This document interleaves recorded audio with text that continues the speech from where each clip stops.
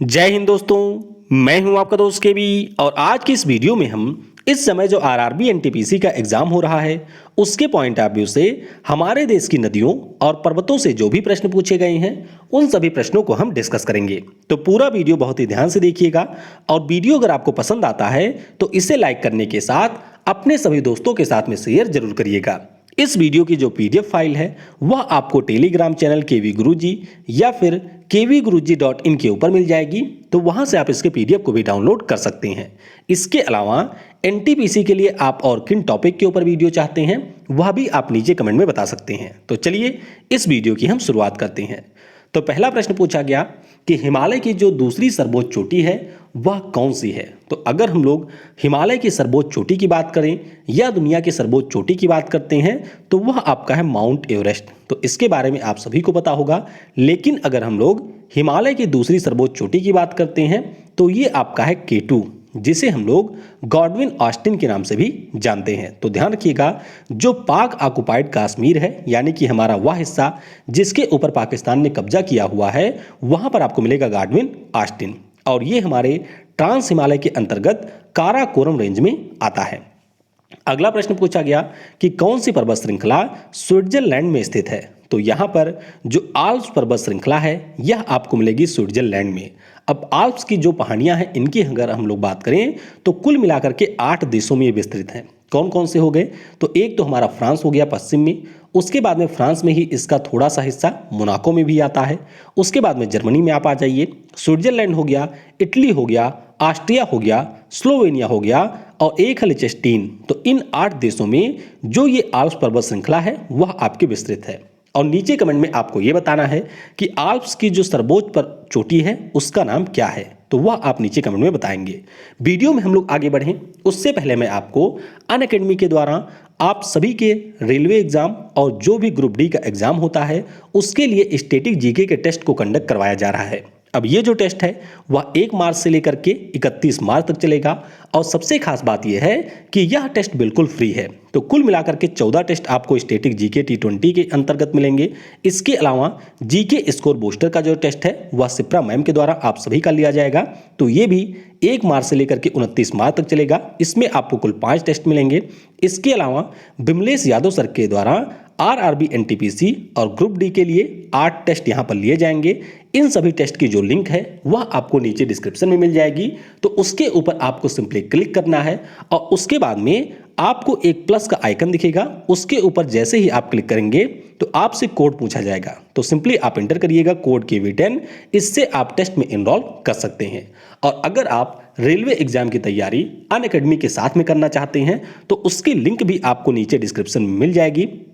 Railway की जो तैयारी है वह आप 2 सालों के लिए मात्र 3600 रुपये में कर सकते हैं।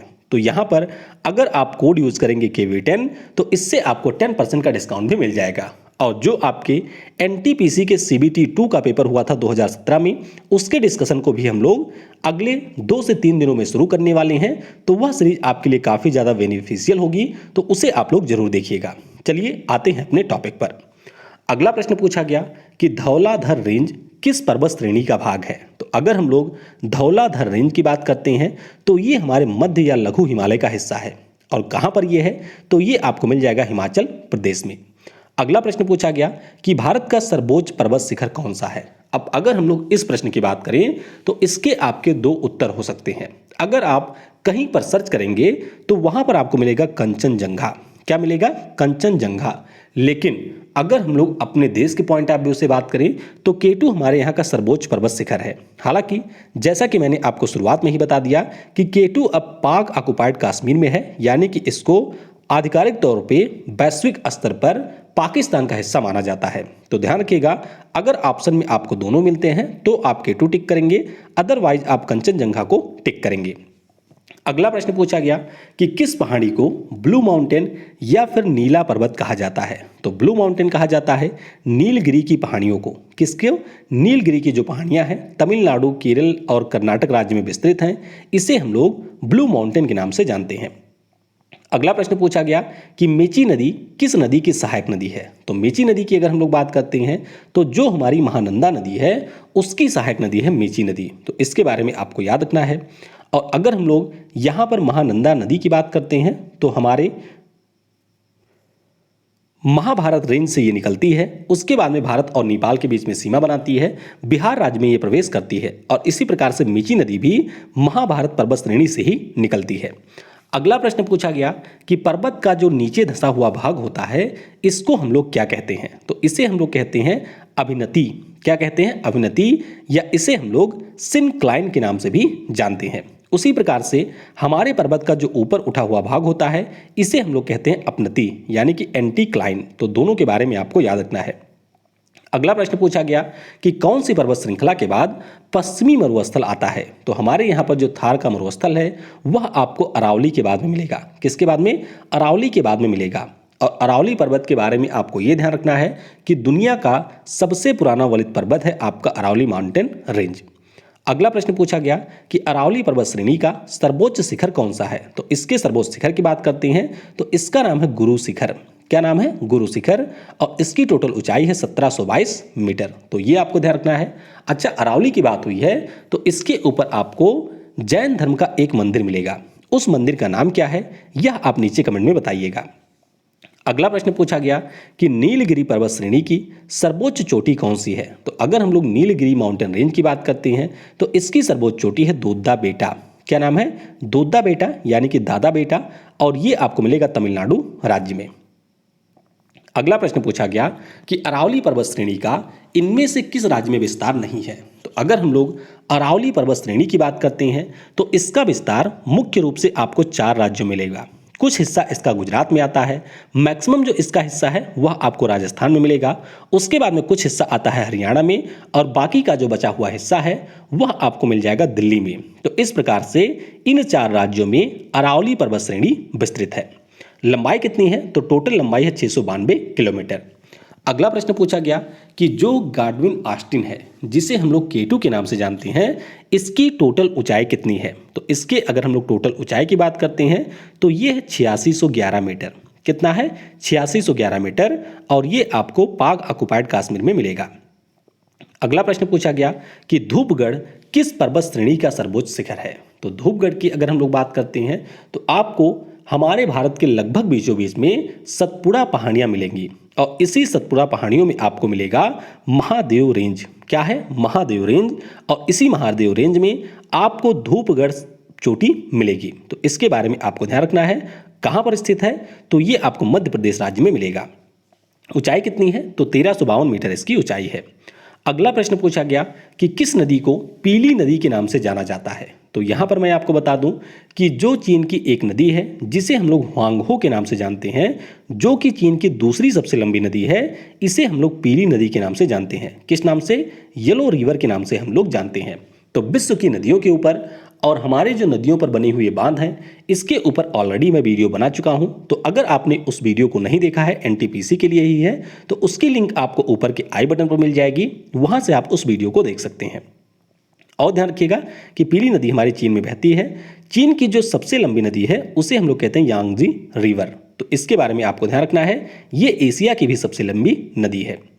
अगला प्रश्न पूछा गया कि लंदन शहर किस नदी के किनारे स्थित है? तो लंदन शहर की बात करते हैं तो ये आपको टेम्स नदी के किनारे मिलेगा। किसके किनारे? टेम्स नदी के किनारे आपको मिलेगा लंदन शहर। और जो हमारे वैश्विक स्तर पर शहर हैं वह किस नदी के किनारे स्थित हैं वह भी मैंने आपको नदियों वाले वीडियो में बता दिया है। तो उसकी लिंक आपको आई बटन पर मिल जाएगी, तो उसे आप जरूर देख लीजिएगा। अगला प्रश्न पूछा गया कि इनमें से कौन सी नदी अरब सागर में गिरती है? तो अगर हम लोग अरेबियन सी में गिरने वाली नदियों की बात करते हैं तो इनकी संख्या काफ़ी ज़्यादा है। अब नर्मदा और ताप्ती 2 ऐसी नदियां हैं जिनके बारे में अक्सर लोगों को पता होता है, लेकिन इसके अलावा भी कई सारी नदियां हैं जो कि अरब सागर में गिरती हैं। फॉर एग्जाम्पल नर्मदा ताप्ती तो हो ही गई, लूनी नदी है, साबरमती है, माही नदी है, मांडवी नदी है, सरावती है और आपकी है जुआवरी। इन नदियों के बारे में आपको ध्यान रखना है कि ये नदियां भी हमारी अरब सागर में गिरती है। और बात हुई है माही नदी की, तो इसके बारे में आपको ये ध्यान रखना है कि जो हमारा ट्रॉपिक ऑफ कैंसर है, क्या है? ट्रॉपिक ऑफ कैंसर है, इसको माही नदी 2 बार काटती है। या फिर आप कह सकते हैं कि जो ट्रॉपिक ऑफ कैंसर है यानी कि जो कर्क रेखा है वह माही नदी को 2 बार काटती है। इसी प्रकार से अक्सर पूछ लिया जाता है कि जो हमारी इक्वेटर लाइन है वह किस नदी को 2 बार काटती है, तो इसका नाम है कायरे, या फिर इसे हम लोग जायरे के नाम से जानते हैं, अफ्रीका में मिलेगी।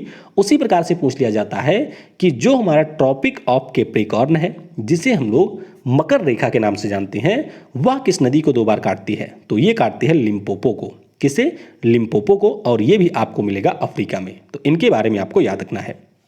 अगला प्रश्न पूछा गया कि भारत के किस नदी में डॉल्फिन पाई जाती हैं, तो डॉल्फिन की अगर हम लोग बात करते हैं तो ये आपको मिलेंगी गंगा और सिंधु नदी में। किसमें? गंगा और सिंधु नदी में। तो जो हमारी गंगा में मिलती है उसे हम लोग गंगेटिक डॉल्फिन के नाम से जानते हैं, और जो हमारी सिंधु में मिलती है उसे हम लोग इंडस डॉल्फिन के नाम से जानते हैं। अगला प्रश्न पूछा गया कि स्वतंत्रता के बाद किस नदी पर दामोदर नदी घाटी परियोजना का निर्माण किया गया था, तो ध्यान रखिएगा ये जो दामोदर नदी घाटी परियोजना है इसका निर्माण किया गया था दामोदर नदी पर। तो प्रश्न में दामोदर नदी नहीं दिया गया था, उसमें सिर्फ ये पूछा गया था कि स्वतंत्रता के बाद किस नदी पर हमारे देश की जो पहली परियोजना है उसका निर्माण किया गया था। तो ध्यान रखिएगा ये बनाया गया था दामोदर नदी पर। निर्माण कब हुआ था, तो 7 जुलाई 1948 को इसका निर्माण किया गया था। अगला प्रश्न पूछा गया कि सरदार सरोवर बांध किस नदी पर बनाया गया है, तो ये प्रश्न लगभग 3 से 4 बार रिपीट हुआ था शुरुआत में ही। तो ध्यान रखिएगा ये जो हमारा बांध है वह नर्मदा नदी के ऊपर बनाया गया है। कहाँ पर? नर्मदा नदी के ऊपर, गुजरात राज्य में इसका निर्माण किया गया है।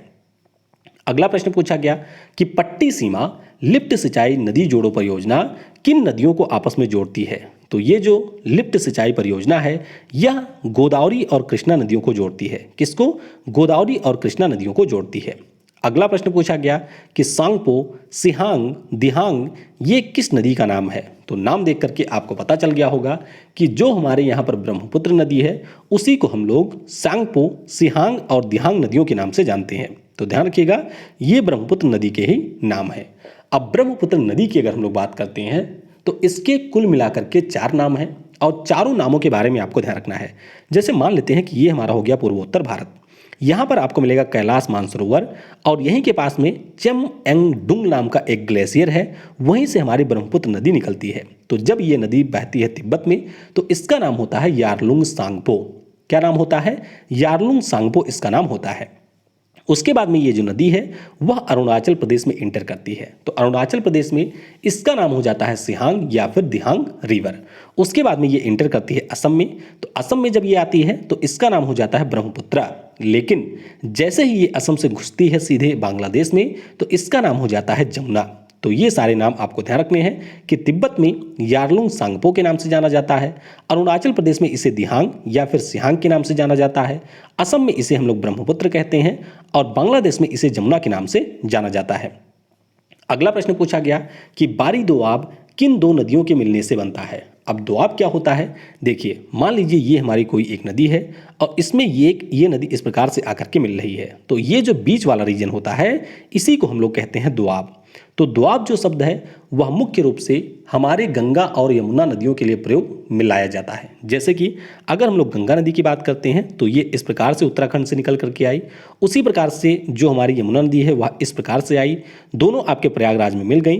तो उत्तर प्रदेश में जो इनके बीच का ये रीजन है इसी को हम लोग कहते हैं दोआब। लेकिन अगर ये जो दोआब है वह अन्य नदियों के लिए होता है तो इसके अलग अलग नाम भी होते हैं। जैसे कि बारी दोआब के बारे में पूछा गया तो ये आपके रावी और ब्यास नदियों के बीच का जो स्थान है उसे हम लोग बारी दोआब के नाम से जानते हैं। इसी प्रकार से अगर हम लोग बात करें तो बिस्त दोआब जो है वह आपको ब्यास नदी और सतलुज नदी के बीच में मिलेगा। इसी प्रकार से जेच दोआब की बात करें तो झेलम और चिनाब नदी के बीच में ये आपको मिलेगा। अगला प्रश्न पूछा गया कि गोदावरी नदी कहाँ से निकलती है। तो गोदावरी नदी की बात करते हैं तो जो हमारे त्र्यंबकेश्वर की पहाड़ियाँ हैं नासिक में, महाराष्ट्र में आपको मिलेंगी, वहीं से आपकी गोदावरी नदी निकलती है। तो इसके उद्गम के बारे में आपको याद रखना है। अगला प्रश्न पूछा गया कि बांग्लादेश में बहने वाली जमुना नदी का भारत में नाम क्या है। तो बांग्लादेश में जो जमुना नदी बहती है इसका भारत में नाम क्या है, तो इसी का नाम होता है ब्रह्मपुत्रा। क्या नाम होता है? ब्रह्मपुत्रा इसका नाम होता है।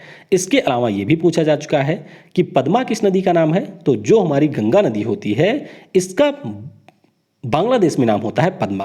तो ये आपको ध्यान रखना है। गंगा नदी जब आपके उत्तराखंड से निकलती है तो उसका नाम होता है भागीरथी। क्या नाम होता है? भागीरथी। लेकिन देवप्रयाग के बाद में इसका नाम हो जाता है गंगा। तो ये आपको याद रखना है। अगला प्रश्न पूछा गया कि सबसे बड़ी जो खारे पानी की झील वाला क्षेत्र है वह आपको कहाँ पर मिलेगा, तो महानदी जो रिवर है चिल्का झील के पास में उड़ीसा में, यानी कि जो महानदी रिवर के पास में चिल्का झील वाला रीजन है ये हमारे देश का खारे पानी का सबसे बड़ा क्षेत्र है, यानी कि यहीं पर आपको चिल्का झील मिलती है। अगला प्रश्न पूछा गया कि सबसे बड़ी नदी बेसिन कौन सी है, तो ये आपकी है अमेजन नदी की। किसकी है? अमेजन नदी की। अब देखिए दो टर्म आप सुनते होंगे, एक दुनिया की सबसे लंबी नदी। तो जब हम सबसे लंबी नदी की बात करते हैं तो हम पार्टिकुलर उस नदी की लंबाई की बात करते हैं, लेकिन आपने ये भी पढ़ा होगा कि जो हमारी अमेजन नदी है वह आयतन के दृष्टिकोण से या जल प्रवाह के दृष्टिकोण से दुनिया की सबसे लंबी नदी है। इसका मतलब क्या है? इसका सिंपली मतलब ये होता है कि मान लीजिए अमेजन नदी इस प्रकार से बह रही है। अब कोई भी नदी अगर बहती है तो उसमें कई सारी छोटी छोटी नदियां आकर के बहती मिलती हैं। तो इस प्रकार से जो नदियां मिली तो इसका जो ये पूरा रीजन हो गया इसे हम लोग कहते हैं अपवाह तंत्र, या एक हमारा ऐसा रीजन जहां का जो पूरा जल है वह इसी पार्टिकुलर नदी में होकर के जाता है। तो इस प्रकार से अगर हम लोग देखें तो सबसे बड़ा जो रीजन है वह अमेजन नदी का है, यानी कि इसका जो ये अपवाह क्षेत्र है वह अपवाह जो क्षेत्र है वह इसका काफ़ी ज़्यादा है। इसीलिए दुनिया की सबसे बड़ी नदी बेसिन है आपके अमेजन की, जो कि दक्षिण अमेरिका में आपको मिलेगी। अगला प्रश्न पूछा गया कि आयतन के अनुसार विश्व की सबसे लंबी नदी कौन सी है, तो ये भी आपकी वही अमेजन नदी है। और सबसे लंबी की बात करें तो ये आपकी है नील नदी। अगला प्रश्न पूछा गया कि सिंधु की सहायक नदियां कौन सी है। तो नदियों की अगर हम लोग सहायक की बात करते हैं तो यहाँ पर दो प्रकार के ट्रिब्यूटरी आपको देखने को मिलती हैं। जैसे मान लेते हैं ये हमारी सिंधु नदी हो गई, कैलाश मानसरोवर के पास से ये भी निकलती है, उसके बाद में तिब्बत से ये इंटर करती है लद्दाख में, और लद्दाख के बाद में ये पूरा जम्मू कश्मीर होते हुए बाहर निकलती है। जम्मू कश्मीर में नहीं, अब तो लद्दाख में बहती है। तो लद्दाख के बाद में ये पाकिस्तान में इंटर करती है और उसके बाद में पूरे पाकिस्तान को ट्रैवल करने के बाद में ये आपकी आकर के कहाँ पर गिरती है? अरब सागर में। कहाँ पर? अरब सागर में गिरती है। अब इसमें जो नदी इस तरफ से मिलेगी उसे हम लोग लेफ्ट बैंक ट्रिब्यूटरी कहेंगे।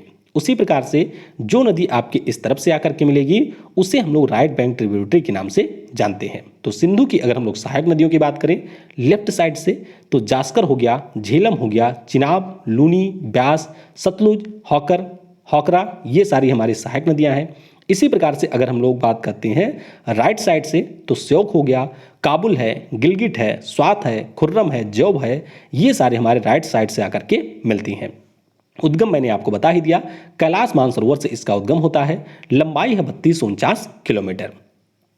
अगला प्रश्न पूछा गया कि सिकंदर और पोरस के बीच में किस नदी के तट पर युद्ध हुआ था। तो यहाँ पर अगर हम लोग बात करते हैं तो झेलम नदी के तट पर यह युद्ध हुआ था। कहाँ पर? झेलम नदी के ऊपर यह युद्ध हुआ था। तो इसे हम लोग बैटल ऑफ हाइडस पास के नाम से भी जानते हैं। किस नाम से? बैटल ऑफ हाइडस पास के नाम से भी जानते हैं। तो अगर आप लोग चाहते हैं कि हमारे इतिहास में जो बहुत सारे युद्ध हुए हैं उनके ऊपर भी मैं वीडियो बनाऊं तो नीचे आप कमेंट में उसके बारे में बता सकते हैं, क्योंकि एनटीपीसी में वहां से भी काफ़ी सारे प्रश्न पूछे गए हैं। समय कब था? तो 326 बीसी में ये युद्ध हुआ था। अगर हम लोग बात करते हैं यहाँ पर पोरस की तो पौरव साम्राज्य के ये शासक थे और मैसेडोनिया का राजा था सिकंदर दी ग्रेट। वैसे ग्रेट कहने लायक कोई इसमें खास बात नहीं थी, लेकिन फिर भी इसे सिकंदर दी ग्रेट कहा जाता है। फिर एक प्रश्न पूछा गया कि इनमें से कौन सी ब्रह्मपुत्र की सहायक नदी नहीं है। तो इस प्रकार के प्रश्न के लिए आपको उस पार्टिकुलर नदी की जो भी सहायक नदियां हैं उनके बारे में पता होना आवश्यक है।